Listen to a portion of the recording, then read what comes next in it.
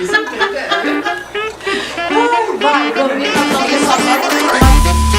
esse aqui é mais um podcast Profissionais de Sucesso, um oferecimento da Mirante Soluções Imobiliárias. Corretor de sucesso é organizado. Ser corretor não é fácil, tá? Mas a partir do momento que você tem um organigramento de como você trabalha, logicamente você segue os objetivos, você consegue ter sucesso. Isso em geral, né? É. Nosso convite. E eu queria que primeiro você falasse pro pessoal como é. Renata, essa mulher é uma biblioteca ambulante. Mas eu vou perguntar. A hora que vocês quiserem, eu trabalhar com trabalhar. E o Luiz. Olha, se eu tiver gordas. Ai, vamos começar tudo de novo.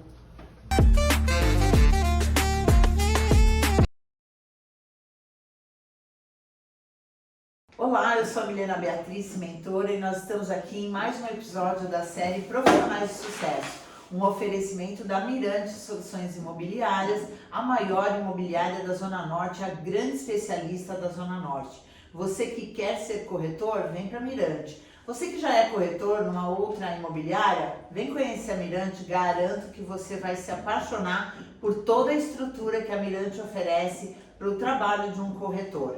Lembrando que a Mirante tem 5 unidades aqui na Zona Norte e também unidades fora do Brasil, em Portugal, Estados Unidos. A gente está com uma aí no forno também, lá fora do Brasil. Temos a unidade de lançamentos, estamos com mais uma unidade que daqui a uns 3 meses aí vai estar nascendo.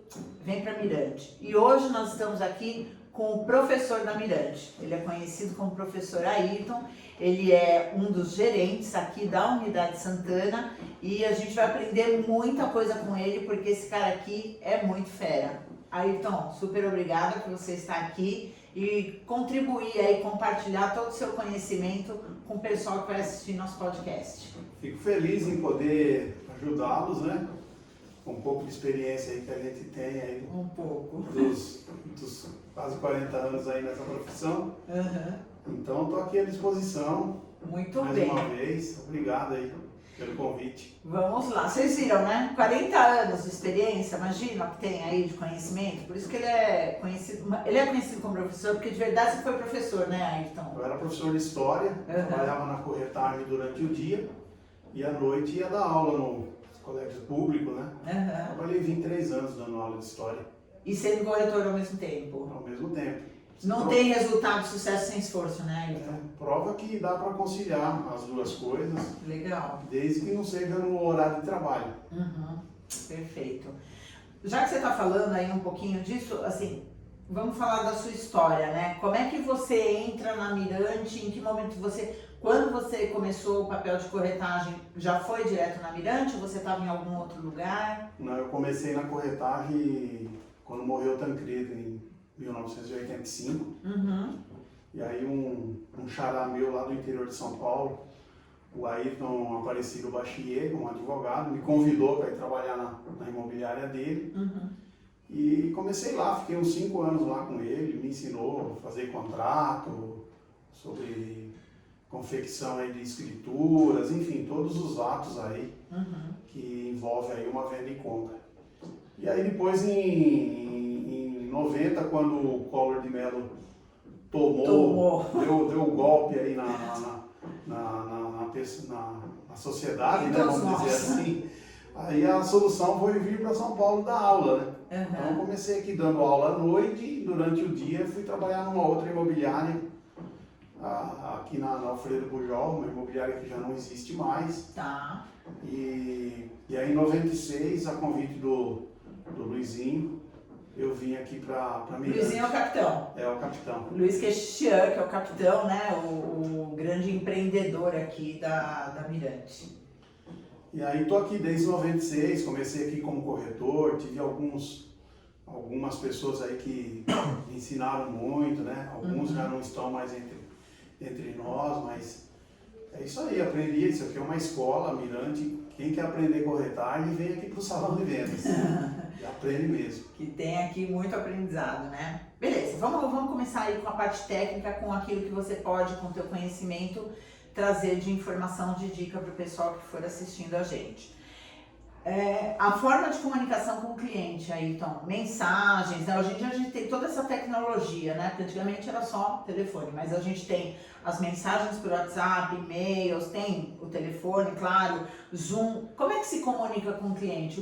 Qual que é a melhor forma, principalmente quando eu começo uma conversa com esse cliente? Chegou uma lead para mim, lead FAQ, a gente já comentou, né, pessoal? Mesma coisa. Entrou uma lead, entrou uma FAQ. Eu mando um e-mail, eu mando uma mensagem, eu mando um áudio, eu tento ligar para o cliente. Qual é a melhor forma? A melhor forma é a aproximação, né? A primeira ligação, você tem que criar uma empatia ali, saber que você está ali por toda a vida para atender esse cliente e criar um resultado para atender a expectativa dele. Se você engasgar na primeira entrevista, já vai perder credibilidade. Já vai perder credibilidade, o cara já vai procurar outro, né? Ele troca de corretor como ele troca de camisa. Então, a tua recomendação é realmente tentar falar com o cliente, não essa coisa de ficar mandando mensagem, texto, um monte de áudio para ele ficar escutando um monte de coisa. Não, eu acho que tem que ligar para o cliente, ligando mesmo. Ó, dica. E falar, estou aqui para ajudar o senhor, tentar entender, fazer a leitura correta do que ele procura, para você não trabalhar à toa. Entendeu? Tem cliente que não, ele ligou aqui para uma consulta, ele não é comprador. Então você tem que fazer essa leitura, identificar que aquele cara não vai comprar naquele momento. Mas se você atender bem ele vai falar bem de você para 1000 pessoas. E vai lembrar de você no momento em que ele estiver pronto, né? Para fazer. Perfeito. Eu tenho cliente que me liga até hoje, de 20, 30 anos atrás. De quando você era corretor. Faz uma consulta, estou comprando assim, o que eu faço? Então a gente sempre está orientando, né? Legal. E, já que a gente está falando de comunicação, enviar links, né? Porque é uma forma de comunicação, você está mandando para o cliente links. A gente manda, é uma boa abordagem, como é que faz? Porque o cliente ele vai entrar em contato aqui por conta de algum imóvel que ele viu, né? Ele vai gerar um interesse dele. Aí eu falo com o cliente, já começo a mandar um monte de links, às vezes eu vejo o corretor mandando assim 10, 15 links de imóveis para o cliente. É assim que usa link de imóvel? Não, acho que tem que ser uma coisa assertiva, selecionada. Você não pode mandar qualquer coisa. Você manda 1 milhão de coisas, a pessoa não tem tempo para isso. Manda 3 links, 4, né? Mas depois que você falou com um cara, que você foi tomar um café com ele... Que identificou o que ele quer, Exatamente. senão você fica mandando coisas que não tem nada a ver, né? Exatamente, o cara... Você tem que mandar aquilo dentro da expectativa dele. Não é uma coisa que não interessa, não manda. Não adianta mandar qualquer coisa. É só tomar o tempo do cara, ele vai ver que você não é assertivo. Entendeu? Que você não E que não está prestando atenção nele, na verdade, né? Exatamente. Eu assim, não sei, como cliente, né? Eu faço esse pensamento, mas eu também atendo clientes. De um modo geral, as pessoas elas estão cada vez mais especialistas, né? Como cliente. Até porque existem as ferramentas de busca. Então, esse cliente ele sabe muita coisa hoje em dia.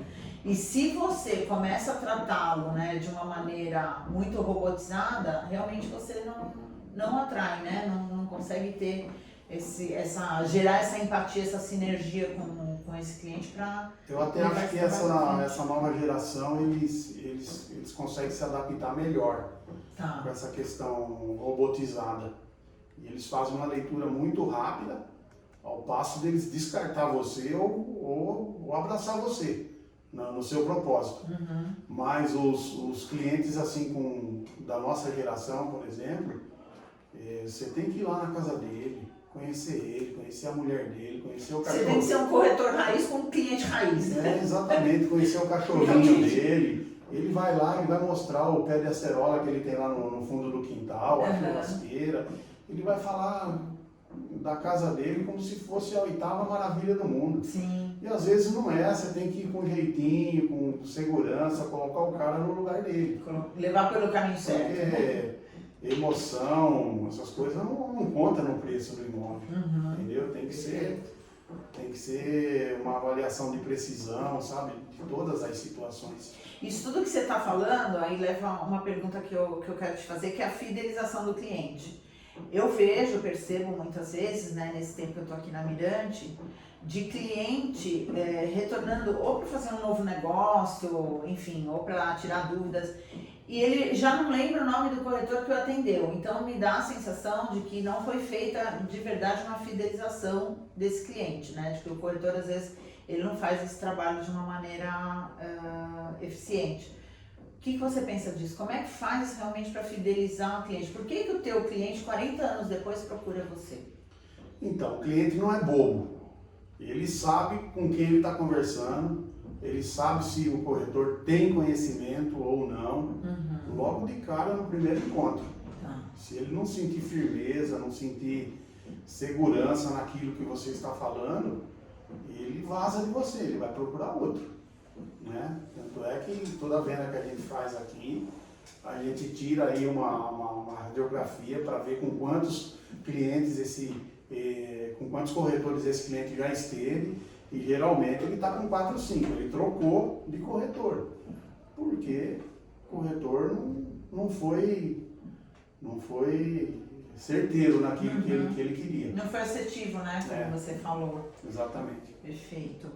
Documentos, aí, então, outro dia até você estava me falando, nós precisamos voltar nesse assunto, agora eu estou fazendo aqui um comentário particular, mas aberto aí para vocês, na verdade, porque o Wellington estava se colocando à disposição, e isso é Mirante, tá, gente? Todo mundo preocupado em ajudar, em colaborar para que todos cresçam. A gente, nesse momento, tem uma campanha, inclusive, que ninguém fica para trás. Então, assim, a gente quer que todo corretor aqui dentro realmente tenha sucesso.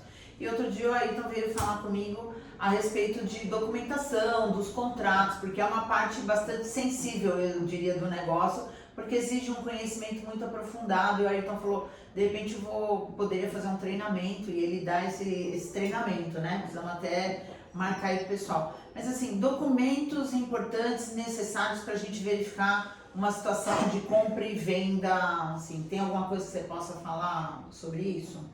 A primeira coisa que eu queria assim, relatar é que quando você está exercendo um cargo assim, de gerência, você recebe muitos contratos de imobiliários congêneres, muitos contratos às vezes redigidos aqui mesmo por pessoas mais ou menos experientes, né?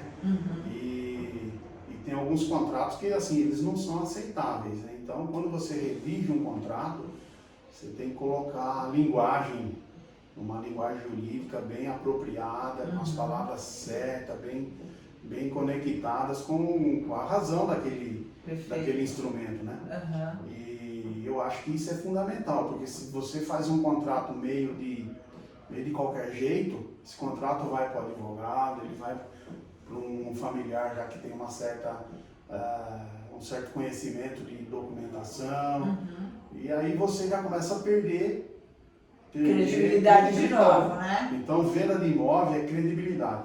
Credibilidade no que está falando, no documento que está apresentando, nas certidões. Não pode ter curva. Tem que ter tudo certinho, bonitinho. Tá.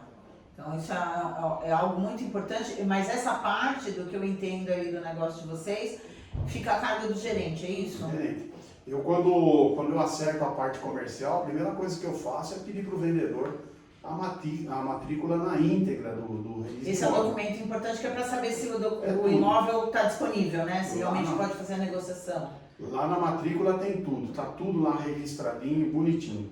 Com ela você vai buscar certidões dos antecessores, quando é uma escritura assim nova, como inferior a 3 anos. Vai buscar certidão dos vendedores, né, dos CNPJs que porventura ele tenha ativo no nome. Porque tudo isso interfere, né? Pode impossibilitar uma tratativa. Pode ter uma execução, pode ter uma execução em andamento, pode ter uma ação trabalhista lá no CNPJ que não aparece no CPF, então você tem que investigar. E hoje ninguém assina mais nada se não tiver tudo isso na frente. Acabou aquela época que você pegava uma matrícula velha do imóvel, você fazia um contrato, depois você pegava a primeira página do contrato, você entregava para um despachante e ele ia nos cartórios aí, levava 15 dias para ele retornar com aquele conjunto de certidões para saber se você poderia continuar. Hoje não. Hoje você consegue tudo online, em um dia, 2 dias, É bem rápido, tá né, tudo o na processo. mão. Tá tudo na mão. Você não tem como você fazer errado hoje. Uhum. Porque você apresenta essas certidões na hora que for assinar o contrato, fazer o pagamento do sinal. Perfeito. Ah, tem um probleminha, tem um protesto. Você consegue ver o valor do protesto. Vai falar para o vendedor, tem que quitar isso aqui. Entendeu? Até orienta, né? Acaba fazendo esse papel de Você orientação. entra no site do TJ, lá você consegue certidão do Brasil inteiro. Quero uma cível lá de Florianópolis, sai na hora. Se o cara não tiver apontamentos, sai na hora. Ah, quero uma certidão da Justiça do Trabalho lá do Acre. Tá lá, entra no TRT do Acre. Na hora você consegue imprimir, saber se aquele cara tem. Às vezes o cara tem negócios, né? O cara é dono de uma madeireira aqui. De onde vem a madeira? Lá da Amazônia. Saber se aquele cara que trabalha para ele lá não moveu ação. Sim, Tudo já é isso, tanta coisa. isso comunica, sabe? Uhum. Então quem compra tem que receber essa documentação redondinha. É isso. Ninguém abre mão mais. É um dinheiro muito caro, né, Ayrton? Esse dinheiro da compra de um imóvel, então não dá para ser. Às vezes é o dinheiro da vida da família. É o único imóvel, né, que ela vai ter, que ela vai comprar. Para a maioria dos brasileiros vai ser um, né? Difícil o brasileiro ficar trocando, né, de E outra casas. coisa, o pior cenário qual é? Quando você faz um contrato, o cara vai lá, dá 20, 30 mil de sinal, e aí daqui 15 dias você descobre que por conta de uma ação, de um apontamento, você não vai conseguir seguir com aquele negócio. Aí sabe o que acontece? Você tem que fazer um trabalho dobrado para destratar aquele ato, né? Fazer a devolução do dinheiro. Nossa. E aí, Para a frustração, né? aí que geralmente gera. entra a figura do advogado, fica numa situação assim desnecessária. Então, a ideia é investigar antes. Tá. Né? Investigar antes, saber o chão que você está pisando, o terreno que você está pisando. Então isso é importante para o corretor saber da importância desse papel do gerente e do quanto ele também precisa entender que assim, eu entendo a pressão, né, para que o negócio se feche o mais rápido possível, conclua tudo, mas é um trabalho muito minucioso que vocês precisam fazer com muita atenção para não depois, porque não adianta fazer de qualquer jeito, como você falou, e destratar depois. Esse trabalho de você contratar é um trabalho muito técnico, muito técnico. Não é todo mundo que tem esse conhecimento. Né? E hoje eu vejo que uma pessoa ela entra na corretagem, às vezes a pessoa até articulada, às vezes um ano depois o cara já vira gerente. Mas ele vira gerente com conhecimento de corretor. E o conhecimento de gerente é outra coisa, né? E esse técnico de transações imobiliárias é um negócio muito abrangente, muito extenso. Leva um tempo, né, Leva para um se tempo. inteirar disso. Perfeito. O que você acha que é melhor? A gente até fez esse comentário aqui do cliente raiz, do corretor, do cliente raiz ou do cliente tecnológico, mas vamos falar do corretor. É melhor ser um corretor raiz ou um corretor tecnológico? Ou tem espaço para os dois? Não, acho que hoje são figuras diferentes. O corretor raiz é um cara que está há muitos anos na profissão, mas se ele não se atualizar com essas tecnologias, ele fica para trás, ele vira um dinossauro. Então, não adianta só a experiência, tem que ter a expertise para lidar com as tecnologias. Mas... E esse povo tecnológico demais? Porque aí eu tenho a impressão que assim, eles são muito rápidos, aprendem muito rápido, são muito ágeis, mas às vezes essa parte da humanização desse corretor raiz, nesse tecnológico faz. Eu acho que eles se complementam, né, na verdade. Se complementam, mas hoje não adianta você falar eu sou tecnológico, vou trabalhar aqui no meu sofá. Não vai dar certo, não vai dar certo, eu garanto. Vender imóvel demanda de você conhecer o imóvel, de você conhecer quem está vendendo, quem está comprando, de você fazer a aproximação, ir lá na visita do imóvel. Né? Se você vai visitar um imóvel e o comprador gosta do imóvel, a hora que sair lá você vai ver o olhinho dele brilhando. Pode observar, ele vai brilhar, ele gostou, ele vai falar para você que gostou. Se ele não falar nada, você vai sentir que ele gostou. Entendeu? Então, mandei um link, vai ficar esperando no sofá, saber se o cara viu o link, se ele passou em frente. Não, vou passar o endereço, não. Pega o cara, leva lá para ver por dentro. Apresenta o comprador ao vendedor. Faz isso. Ninguém compra nada sem... imóvel é um negócio muito complexo. O cara passa 24 horas por dia lá dentro daquele... É um dinheiro caro, gente. Então, assim, o corretor, ele precisa parar de ser tirador de pedido, porque isso que você fala aí é um cara tirando pedido, achando que ele tá numa loja qualquer e, como você falou, manda um link e tudo. Tem que tirar a bunda da cadeira, como fala o capitão, e ir pra rua, né? Ir conhecer imóveis, conversar com os proprietários, levar o cliente que tá querendo fazer a compra, acompanhar. Até estava esses dias conversando com o rapaz que faz as nossas filmagens aqui, e ele estava fazendo comentário de que às vezes tem corretor que pede, né, faz o agendamento da filmagem, das fotos de uma casa, de um imóvel, enfim, que seja, e não quer ir junto.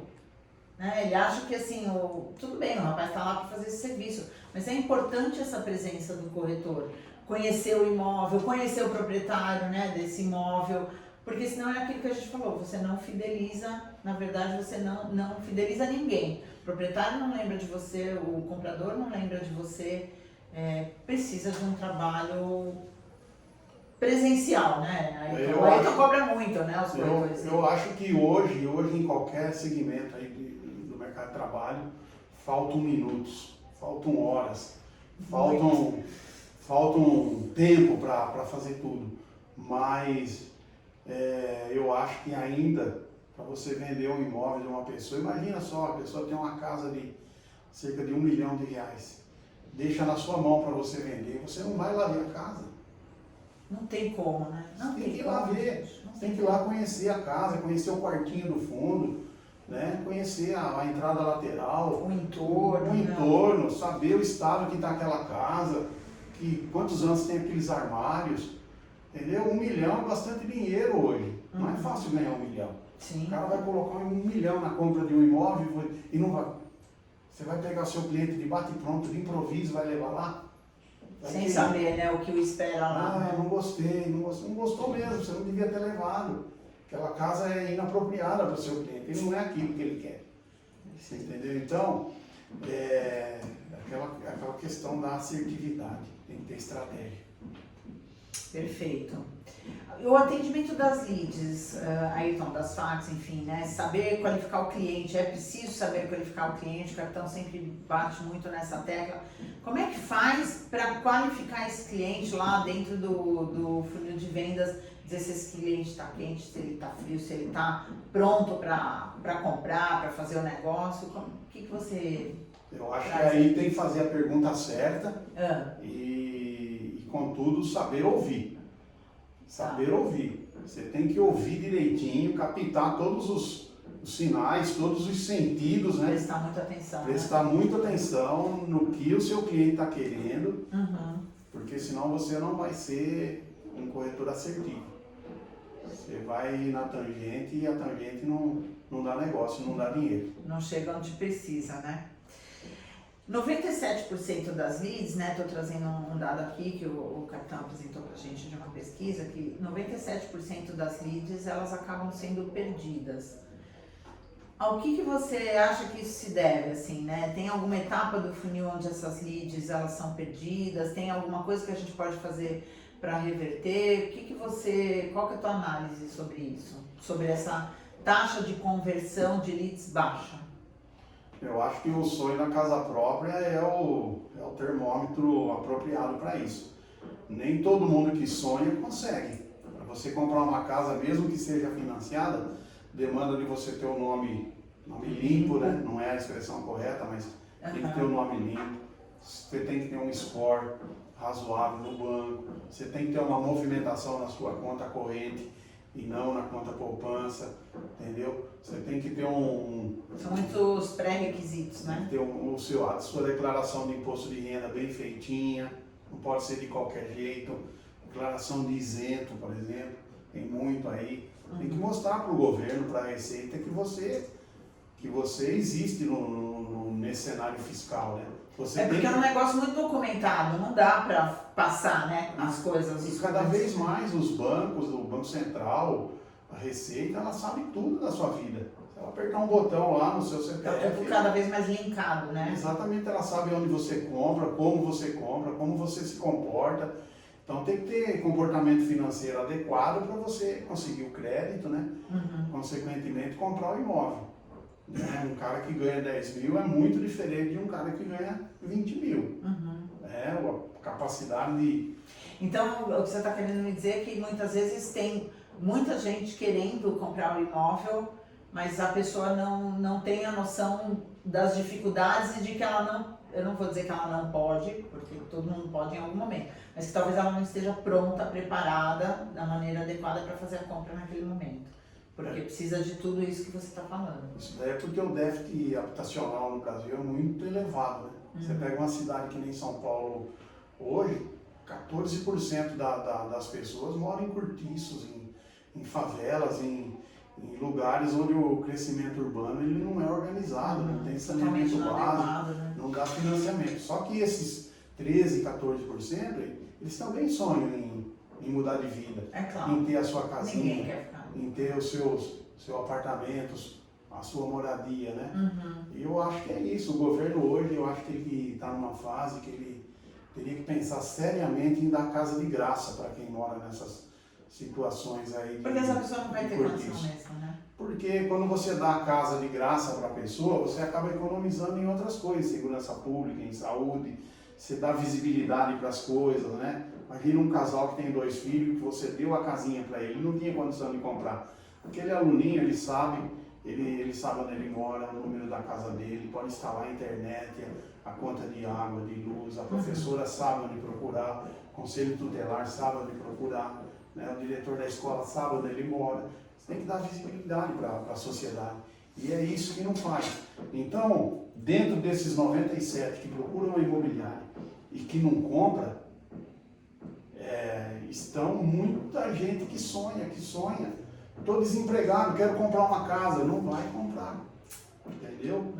Mas eu acho que ainda assim, nesses 97% aí daria para alavancar mais uns 3%, 4% aí. O corretor também poderia fazer um trabalho mais efetivo para converter alguns que são perdidos por um trabalho mal realizado, né? É que o corretor, quando ele percebe que aquele cliente tem uma capacidade reduzida de compra de imóvel, ele acaba abandonando, é da natureza da atividade. Gasolina hoje, nesse preço, o corretor não vai arriscar o tanque de gasolina dele num casal que não tem condição de compra. Então, uma das coisas que eu falo para os meus corretores é quando você pega um cliente assim, tenta pedir para ele a declaração do imposto de renda, a xerox da certidão de casamento, da RG, os olerites. Para checar antes, né, do trabalho. Manda para o correspondente imobiliário. O correspondente vai te falar, olha, para esse cliente eu aprovo X. Né? De repente o cara tem um fundo de garantia, tem um carrinho para pôr no negócio, você acaba vendendo uma casa para ele. Tá. Se você fizer o trabalho inverso, primeiro você vai mostrar a casa, depois você vai checar se a pessoa... Descobrir que ele não tem a possibilidade. Tá. Entendeu? Então, isso não acontece com esses 3% que compra. Esses 3% que compra é gente que já está se organizando para comprar a casa há muito tempo. Entendi o seu raciocínio. Muito bom. Estamos aprendendo muito, hein, com o nosso professor Ayrton. Estamos quase no fim também. Vamos lá. Ayrton, segredo para fazer uma boa visita com o cliente? Organização. Tem que organizar, saber onde está a chave do imóvel, conhecer o imóvel antes. De quem que é a preocupação se a casa, sei lá, o imóvel, né, que eu vou levar, se ele está limpo, se ele está arrumado? O corretor, ele tem que ter essa preocupação? Se o imóvel está vazio, como é que ele está? Se o imóvel está ocupado, se as pessoas que estão na casa vão deixar esse imóvel organizado? Faz parte do trabalho do corretor? Eu acho que faz. Ser Se boa? você ligar lá para a Dona Maria, que é a proprietária da casa, para a Dona Maria, amanhã às 14 horas, olha, eu vou levar um cliente aí na casa da senhora, deixa as janelas abertas, procura organizar aí as coisas, sabe? Deixar a cama arrumadinha, que tudo isso conta, né? Você entra lá numa casa toda fechada, toda abafada, os quartos revirados, Né? os guarda-roupas tudo aberto, sabe? Você vai no banheiro, dá A uma casa, impressão. a chance de você Desvaloriza, a né? chance de você vender uma casa arrumadinha é muito maior do que se ela tiver de qualquer jeito. Você tem que passar. Compra de casa também é energia, sabe? O cara não está só comprando a matéria que está ali, ele está comprando aquilo que ele vê, que ele sente, que ele percebe. Perfeito. Então, além dessa preocupação anterior, né, de conversar com o proprietário para deixar aquele imóvel em ordem, no momento em que está lá com o cliente, tem alguma dica? Eu tenho que acompanhar o cliente, ir falando, eu deixo o cliente sozinho fazer essa visita, o que você acha? Então, eu acho que sempre tem que acompanhar. Tá. Corretor, a atividade já fala, a aproximação das partes. Tá. Então, o corretor ele tem que fazer a aproximação do vendedor com o comprador. No meio tem o quê? Tem um imóvel, tem 6%. É isso, tem que pensar em tudo isso. É muito dinheiro para não fazer um trabalho bem feito, né, Ayrton, de 6% de comissão. Exatamente. Né? Uma outra coisa que eu observo é que, às vezes, o corretor vai lá mostrar imóvel e aí ele percebe que o cliente gostou, ele até tira uma proposta, você trata a parte comercial, você acaba fechando, mas a hora que chega na parte da documentação, tem 2 inventários para fazer, tem 50 mil de dívida de IPTU, olha, o condomínio está executando porque não paga condomínio, você puxa a certidão da Receita Federal da pessoa, não sai. E aí, sabe, o gerente tem que ficar administrando essas coisas. O gerente de imobiliário, o dono da imobiliária, ele não é advogado. Então, quem quer vender uma casa também tem que cuidar dessas questões, sabe? Tem que ter essa preocupação. Às vezes o cara tem um protestinho de R$100, mas lá na Caixa Econômica é um negócio que impacta. Não vira o financiamento. Não dá certo por conta de uma coisa tá com 5 condomínios atrasados, meu Deus, tem que pagar. Não, mas vou usar o dinheiro do sinal para pagar. Aí, sabe, o negócio não dá certo, é o sinal que está impactado naquilo. Então, é muito, por isso que eu falo para você que é um trabalho extremamente técnico, tem hora que não dá para arriscar. Sim. Porque você não arrisca só o dinheiro de quem está comprando, você arrisca a sua dignidade, você arrisca a sua responsabilidade civil que você tem pelo negócio. É muito sério. É uma série de coisas. Nossa última pergunta aqui, Ayrton. Cumprimento de metas, né? Aqui na Mirante a gente tem lá um número determinado de placas que é preciso colocar, internet que você tem que colocar, enfim. Qual que é o objetivo disso? É importante cumprir metas? Porque muito corretor acha que a meta é para o capitão, é para o dono da empresa. Ele não enxerga que a meta é a semeadura dele, né? O que você pensa aí sobre cumprimento de meta? Aqui na Mirante o capitão sempre fala que isso aqui tem um jeitão Mirante de ser, que é essas metas de fazer 10 indicações por mês, colocar 6 placas de madeira, 6 placas físicas por mês, fazer 7, 8 internet, esse é o jeitão Mirante. Se você vem trabalhar aqui, a gente ensina você, a gente mostra o caminho para você. Chega no final do mês e não tem essas metas, vai faltar o arroz com feijão ali na frente. Como é que você vai conseguir clientes? Não tem como. O objetivo das metas é a atração do cliente. A atração do cliente. Quando você não faz, o cliente ele não surge do nada, né? Não é a Mirante que te dá, é o teu trabalho. Aqui, nesses 27 anos que eu estou aqui, tem algumas pessoas que passaram por aqui, que ainda estão aqui, você vê que aquela pessoa é uma pessoa pública. Vou dar um exemplo aqui, que até que eu gosto muito de usar, o exemplo do Calado. O Calado é um corretor que a gente tem aí, que é impossível você andar 100 metros aí na rua e não passar alguém e falar, ô Caladinho, e ele é uma pessoa pública. Então todo mundo sabe que ele trabalha aqui e as pessoas o procuram para comprar imóvel baseado nessa figura que ele é. E tem outros também que tem chegaram nesse patamar. Mas se você não é uma pessoa pública, você vem trabalhar aqui, você tem que colocar as placas na rua. Dá trabalho? É fácil? Não é fácil. Mas é possível colocar 8, 10 placas por mês, fazer 10, 15 captações por mês, fazer 10, 12 internets por mês. Se você faz isso logo de cara, logo no início do mês, você vai ver que passou do dia 15, você vai começar a colher os frutos. É alguém que ligou naquela placa que você colocou, é alguém que colocou naquela, que clicou naquela internet que você gerou, você tá entendendo? Aí você viu um colega seu vendendo aquele imóvel que você cadastrou, que você indicou, então tudo dá dinheiro. Tudo dá dinheiro. Mas tem que ter qualidade nisso, né? Então, de novo, gente, metas aqui na Mirante não é para agradar o capitão, não é para agradar o seu gerente, é para você poder colher. Então, colocar uma placa, sei lá, vou dar um exemplo, num bairro completamente afastado, num local onde não passa ninguém, não vai funcionar, né? Aquilo é só para cumprir tabela. Você precisa escolher realmente trabalhar isso com qualidade, para que isso seja realmente atrativo para cliente. É bem por aí. Né? Senão É não bem tem por aí. um retorno disso. Gente, terminamos. Eu tenho certeza que a gente poderia ficar conversando aqui horas, né? Com a Ayrton, professor Ayrton, com esses 40 anos aí de corretagem. Um dos grandes gerentes, está sempre em primeiro lugar, desde que eu estou aqui 1 ano e meio na Graças a Mirante. Deus. Ele é o gerente aí da equipe que está sempre em primeiro lugar, então muita coisa para aprender. Vem para Mirante, o dia que você chegar aqui na Mirante, você vai conhecer o Ayrton, mesmo que você não faça parte da equipe dele, mas é legal essa troca, né? Sentar com quem conhece, com quem sabe e aprender. Ayrton, deixa uma mensagem aí para todo mundo sobre o mundo da corretagem, sobre ser corretor. Não, a mensagem é assim, que conhecimento é uma coisa que você não leva. Você só pode transmitir para as outras pessoas, não te custa nada. E é isso. Eu agradeço aí todos esses anos que eu estou aqui na Mirante. E isso aí, muito obrigado aí pelo carinho. Eu que agradeço. A gente que agradece, a Mirante agradece, o pessoal que vai assistir aí pelo conhecimento compartilhado. Lembrando para vocês, Mirante Soluções Imobiliária, a maior imobiliária da Zona Norte, a grande especialista da Zona Norte.